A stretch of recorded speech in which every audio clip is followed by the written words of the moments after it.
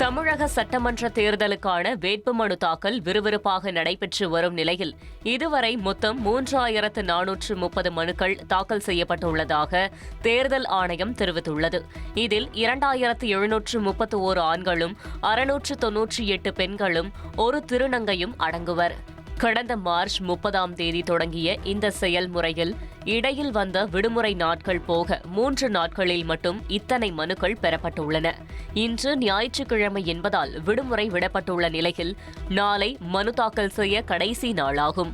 விருப்பமுள்ள வேட்பாளர்கள் நாளை காலை 11 மணி முதல் பிற்பகல் 3 மணிக்குள் தேர்தல் நடத்தும் அதிகாரியிடம் தங்களது மனுக்களை சமர்ப்பிக்க வேண்டும். ஏப்ரல் 7ஆம் தேதி வேட்புமனுக்கள் மீதான பரிசீலனை நடைபெறும். ஏப்ரல் 9ஆம் தேதிக்குள் வேட்பாளர்கள் தங்களது மனுக்களை திரும்பப் பெறலாம். இறுதி வேட்பாளர் பட்டியல் அன்று மாலையே வெளியிடப்படும். வரும் 23ஆம் தேதி தேர்தல் நடைபெறவுள்ளது.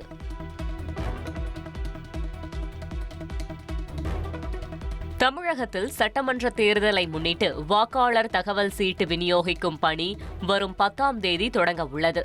வாக்குச்சாவடி நிலை அலுவலர்கள் வீடுகளுக்கே நேரடியாக வந்து இந்த தகவல் சீட்டுகளை வழங்குவார்கள். வரும் 17ஆம் தேதிக்குள் இந்த பணிகளை முடிக்க தேர்தல் ஆணையம் அறிவுறுத்தியுள்ளது. இந்த தகவல் சீட்டில் வாக்குச்சாவடியின் பெயர், வாக்குப்பதிவு நாள் மற்றும் நேரம் போன்ற விவரங்கள் இடம்பெற்றிருக்கும். எனினும் இந்த தகவல் சீட்டை மட்டும் வைத்துக்கொண்டு ஒருவர் வாக்களிக்க முடியாது என்பதை தேர்தல் ஆணையம் தெளிவுபடுத்தியுள்ளது. வாக்களிக்க செல்லும் போது வாக்காளர் அடையாள அட்டை அல்லது ஆதார், ஓட்டுநர் உரிமம், பான் கார்டு உள்ளிட்ட தேர்தல் ஆணையத்தால் அங்கீகரிக்கப்பட்ட 12 ஆவணங்களில் ஏதேனும் ஒன்றை எடுத்து செல்வது அவசியமாகும். மிக முக்கியமாக ஒரு வாக்காளரின் பெயர் அந்தந்த பகுதியின் வாக்காளர் பட்டியலில் இருந்தால் மட்டுமே அவர் தனது ஜனநாயக கடமையை ஆற்ற முடியும் என்பது குறிப்பிடத்தக்கது. விருதுநகரில் முதலமைச்சர் மு.க.ஸ்டாலின் பிரச்சாரம் மேற்கொண்டார். திமுக மற்றும் கூட்டணி கட்சி வேட்பாளர்களுக்கு முதலமைச்சர் மு.க.ஸ்டாலின் வாக்கு சேகரித்தார்.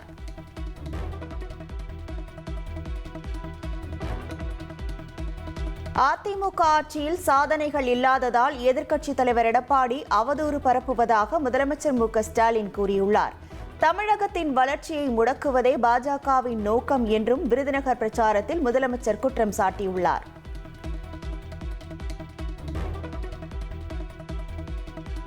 அன்று மக்கள் ஆணையிட்டால் படத்தில் விஜயகாந்திற்கு வாக்கு கேட்டதாக முதலமைச்சர் மு.க.ஸ்டாலின் தெரிவித்துள்ளார். இன்று விஜயகாந்தின் மகன் விஜய பிரபாகரனுக்கு வாக்கு கேட்பதாகவும் நிகழ்ச்சியுடன் அவர் பேசியுள்ளார். அப்பாவுக்கு ஓட்டு கேட்டு திரைப்படத்தில் நடிச்சார். இன்று அவர் அருமை மகனுக்கு முதலமைச்சரா இன்றைக்கு நேரடியாக வாக்கு கேட்க வந்திருக்கிறார். ஆகவே தம்பி விஜய பிரபாகரனை பெருவாரியான வாக்கு வித்தியாசத்தில் வெற்றி பெற வைக்க வேண்டும் என்று உங்களை எல்லாம் நான் அன்போடு கேட்டுக்கிறேன். புதுச்சேரி மற்றும் கடலூரில் அதிமுக பொதுச் செயலாளர் எடப்பாடி பழனிசாமி இன்று பிரச்சாரம் செய்கிறார். அதிமுக மற்றும் கூட்டணி கட்சி வேட்பாளர்களை ஆதரித்து வாக்கு சேகரிக்க உள்ளார். கடந்த 2021 தேர்தலில் அதிமுகவை அக்கட்சியின் பொதுச் செயலாளர் எடப்பாடி பழனிசாமி பாஜகவிற்கு வாடகைக்கு விட்டிருந்ததாகவும், இந்த தேர்தலில் அதிமுகவை பாஜகவிற்கு விற்றுவிட்டதாகவும் துணை முதல்வர் உதயநிதி ஸ்டாலின் விமர்சித்துள்ளார். புதுக்கோட்டை மாவட்டம் திருமயத்தில் அமைச்சர் ரகுபதியை ஆதரித்து துணை முதல்வர் உதயநிதி பிரச்சாரத்தில் ஈடுபட்டார். அப்போது பேசிய அவர், இந்த தேர்தல் தமிழக அணிக்கும் டெல்லி அணிக்கும் நடக்கும் தேர்தல் என்றும் அவர் குறிப்பிட்டுள்ளார். தமிழக வெற்றிக் கழக தலைவர் விஜய் நாளை மீண்டும் சென்னையில் தனது தேர்தல் பிரச்சாரத்தை தொடங்க உள்ளதாக தகவல்கள் வெளியாகியுள்ளன. கடந்த மார்ச் 30ஆம் தேதி பெரம்பூரில் வேட்புமனு தாக்கல் செய்த கையோடு விஜய் பிரச்சாரத்தை தொடங்கினார். அதனைத் தொடர்ந்து திருச்சி மற்றும் புதுச்சேரியிலும் விஜய் வாக்கு சேகரிப்பில் ஈடுபட்டார். இந்த நிலையில் நாளை சென்னை வில்லிவாக்கம், அண்ணா நகர், விருகம்பாக்கம், டி நகர் ஆகிய பகுதிகளில் விஜய் தீவிர வாக்கு சேகரிப்பில் ஈடுபட திட்டமிட்டுள்ளதாக தகவல்கள் வெளியாகியுள்ளது.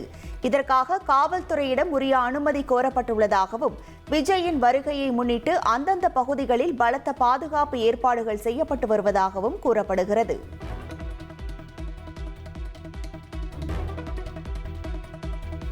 தாவேக தலைவர் விஜயின் தேர்தல் பிரச்சார கேரவன் மதிப்பு 6,25,00,000 ரூபாய் என தெரியவந்துள்ளது.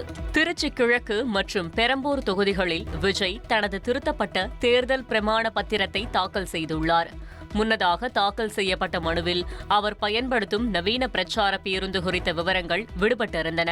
தற்போது அந்த கேரவன் விஜய் பெயரிலேயே வாங்கப்பட்டிருப்பது உறுதி செய்யப்பட்டுள்ளது. இதன் மதிப்பு சுமார் 6,25,00,000 ரூபாய் என்றும் பிரமாண பத்திரத்தில் தெரிவிக்கப்பட்டுள்ளது.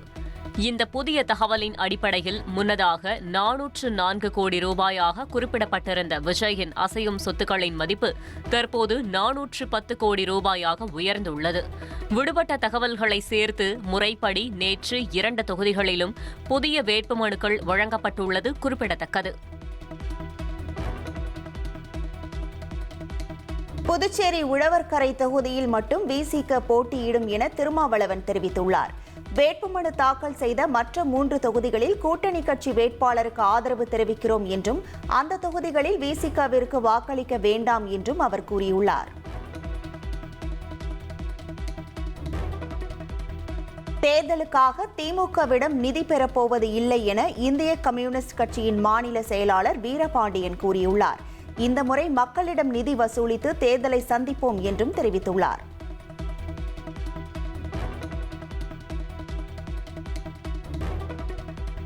தேர்தல் பிரச்சாரத்திற்காக காங்கிரஸ் மூத்த தலைவர் ராகுல் காந்தி நாளை சென்னை வருகிறார்.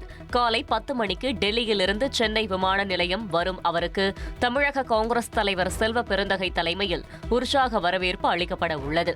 காலை 10:20 மணிக்கு ஹெலிகாப்டர் மூலம் புதுச்சேரி செல்லும் அவர் அங்கு மதியம் 1 மணிக்கு நடைபெறும் பொதுக்கூட்டத்தில் உரையாற்றுகிறார். பின்னர் கேரள மாநிலம் பாலக்காடு செல்லும் அவர் கோவையிலிருந்து மீண்டும் விமானம் மூலம் டெல்லி திரும்ப உள்ளார்.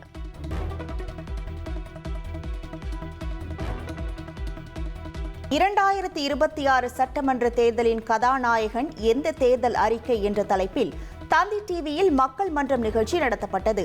விறுவிறுப்பான இந்த நிகழ்ச்சி இன்று இரவு 7:30 மணிக்கு தந்தி டிவியில் ஒளிபரப்பாகிறது.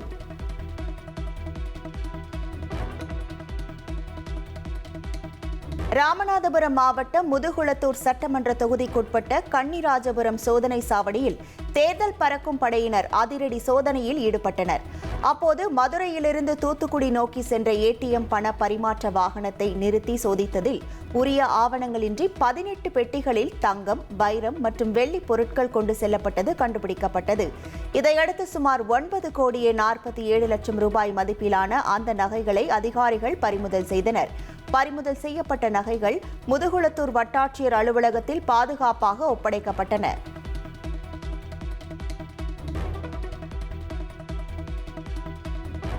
தமிழகத்தின் பல்வேறு பகுதிகளில் சுட்டெரிக்கும் வெயில். வேலூரில் 104.5 டிகிரி ஃபாரன்ஹீட் செல்சியஸ், மதுரை விமான நிலையத்தில் 104 டிகிரி ஃபாரன்ஹீட் வெப்பநிலை பதிவானதால் மக்கள் அவதி.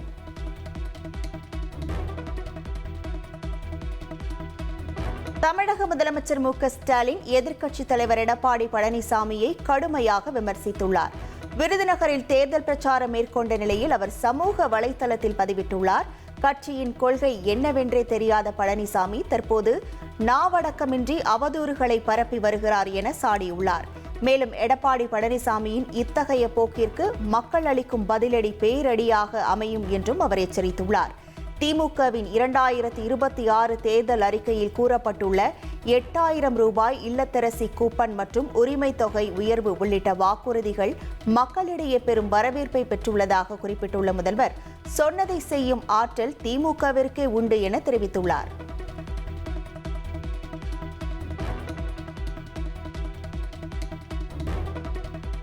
சென்னை எழும்பூர் ரயில் நிலையம் மறுசீரமைப்பு பணிகள் காரணமாக விரைவு ரயில்கள் சேவையில் முக்கிய மாற்றங்கள் அறிவிக்கப்பட்டுள்ளன.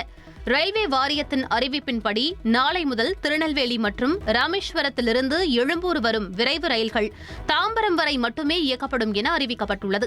அதேபோல் செங்கோட்டை மற்றும் ராமேஸ்வரம் செல்லும் ரயில்கள் எழும்பூருக்கு பதிலாக தாம்பரத்திலிருந்தே புறப்படும். ஹைதராபாத் தாம்பரம் இடையே இயக்கப்படும் சார்மினார் விரைவு ரயில் சென்னை கடற்கரை வரை மட்டுமே இயக்கப்படும் என தெரிவிக்கப்பட்டுள்ளது. மற்ற ரயில்களின் நேர அட்டவணை மாற்றங்களை பயணிகள் ரயில்வே இணையதளத்தில் சரிபார்த்து பயணம் மேற்கொள்ளுமாறு அறிவுறுத்தப்பட்டுள்ளது.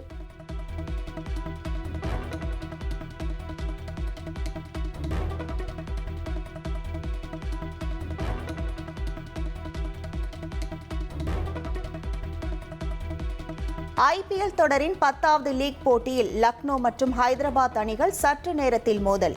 டாஸ் வென்ற லக்னோ அணி பந்து வீச்சை தேர்வு செய்துள்ளது.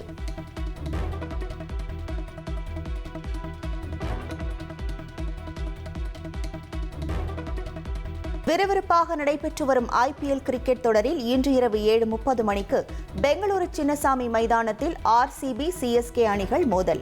2 போட்டிகளில் தொடர்ச்சியாக தோல்வியடைந்த சிஎஸ்கே முதல் வெற்றியை பதிவு செய்யுமா என ரசிகர்கள் எதிர்பார்ப்பில் உள்ளனர். திருப்பரங்குன்றம் மலை உச்சியில் உள்ள தீபத்தூணில் தீபம் ஏற்றுவது தொடர்பான மேல்முறையீட்டு மனு உச்சநீதிமன்றத்தில் நாளை விசாரணைக்கு வருகிறது. முன்னதாக தீபம் ஏற்ற காவல்துறை மற்றும் தொல்லியல் துறையினரின் அனுமதி அவசியம் என சென்னை உயர்நீதிமன்றம் சில நிபந்தனைகளை விதித்திருந்தது. இந்த நிபந்தனைகளை எதிர்த்து ராம ரவிக்குமார் என்பவர் சார்பில் தாக்கல் செய்யப்பட்ட மனுவை உச்சநீதிமன்ற நீதிபதிகள் அரவிந்த் குமார் மற்றும் PB வார்லே ஆகியோர் அடங்கிய அமர்வு நாளை விசாரிக்கிறது.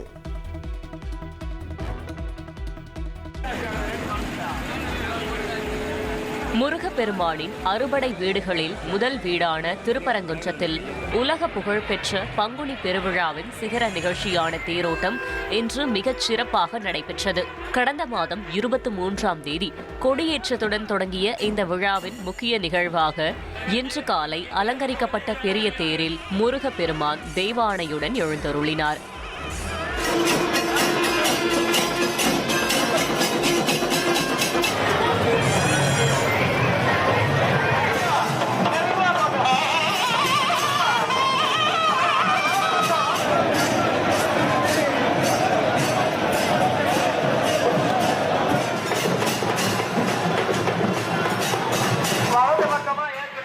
அரோகரா கோஷம் விண்ணை பிளக்க பல்லாயிரக்கணக்கான பக்தர்கள் வடம் பிடித்து இழுக்க தேர் கிரிவல பாதையில் ஆடி அசைந்து வந்தது கண்கொள்ளா காட்சியாக அமைந்தது.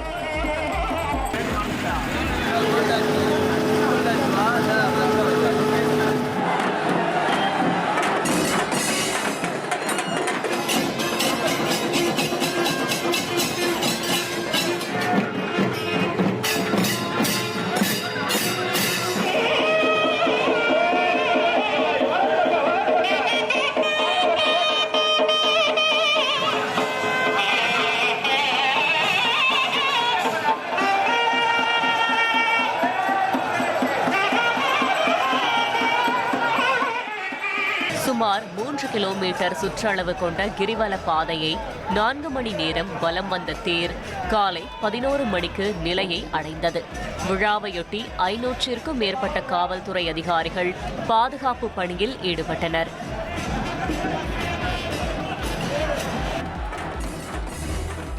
திருப்பரங்குன்றம் பங்குனி திருவிழா தேரோட்டத்தில் மத நல்லிணக்கத்தை பறைசாற்றும் நெகிழ்ச்சியான சம்பவம் நடைபெற்றுள்ளது. தேரோட்டத்தை காண வந்த பல்லாயிரக்கணக்கான பக்தர்கள் கடும் வெயிலால் அவதிப்பட்ட நிலையில் அவர்களுக்கு சிக்கந்தர் பாதுஷா பள்ளிவாசல் உறுப்பினர்கள் முன்வந்து உதவி செய்தனர். கிரிவல பாதையில் நடந்து வந்த பக்தர்களுக்கு சர்பத் மற்றும் நீர்மோர் வழங்கி தாகத்தை தணித்ததோடு தார் சாலையின் வெப்பத்தை குறைக்க தண்ணீர் ஊற்றியும் அவர்கள் உதவினர். காவிரி நீர்பிடிப்பு பகுதிகளில் பெய்த கனமழை காரணமாக ஒகேனக்கல் அருவியில் நீர்வரத்து அதிகரித்துள்ளது. கோடை வெயில் சுட்டெரிக்கும் நிலையில் சுற்றுலா பயணிகள் உற்சாகமாக குளித்து மகிழ்கின்றனர்.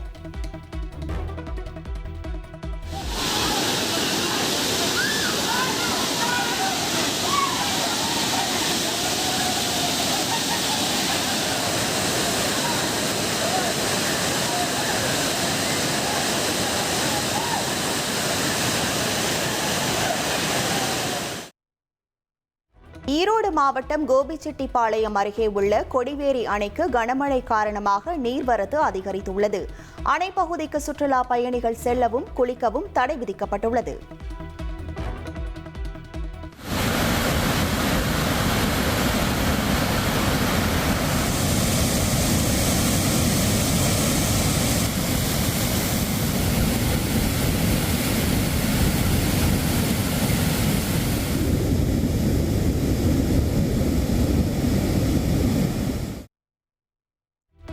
சென்னை விருகம்பாக்கத்தில் எலி மருந்து தடவிய தேங்காயை தெரியாமல் சட்னி அரைத்து சாப்பிட்ட 3 மாணவிகள் உடல்நலம் பாதிக்கப்பட்டு மருத்துவமனையில் அனுமதிக்கப்பட்டுள்ள சம்பவம் பெரும் பரபரப்பை ஏற்படுத்தியுள்ளது.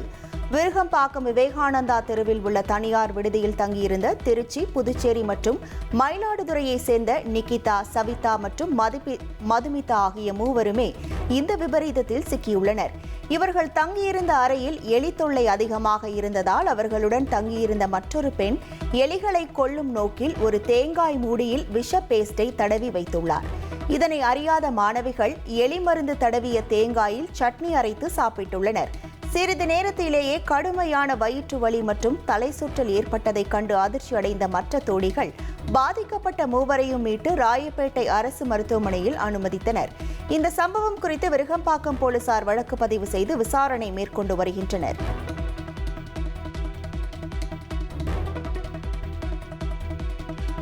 சண்டிகரில் உள்ள பஞ்சாப் மாநில பாஜக தலைமை அலுவலகம் மீது நடத்தப்பட்ட கையெறி குண்டு தாக்குதலின் பின்னணியில் ISI அமைப்பு இருக்கலாம் என சந்தேகம் எழுந்துள்ளது. கடந்த 1ஆம் தேதி நடந்த சம்பவம் பெரும் பரபரப்பை ஏற்படுத்திய நிலையில் இருசக்கர வாகனத்தில் வந்த இருவர் கையெறி குண்டை வீசியது CCTVயில் பதிவாகியுள்ளது. இந்த தாக்குதலுக்கு தடை செய்யப்பட்ட பாபர் கல்சா இன்டர்நேஷனல் அமைப்பை சேர்ந்த ஒருவர் சமூக வலைதளத்தில் பொறுப்பேற்றுள்ளார். சம்பவம் தொடர்பாக பஞ்சாப் மற்றும் சண்டிகர் போலீசார் இணைந்து நடத்திய சோதனையில் 5 பேர் கைது செய்யப்பட்டுள்ளனர். அவர்களிடமிருந்து கையெறி குண்டு, துப்பாக்கி உள்ளிட்ட ஆயுதங்கள் பறிமுதல் செய்யப்பட்டுள்ளன. முதற்கட்ட விசாரணையில் ISI தொடர்பு இருக்கலாம் என சந்தேகம் எழுந்துள்ளது. முக்கிய குற்றவாளிகளை பிடிக்க தீவிர தேடுதல் வேட்டை நடைபெற்று வருகிறது.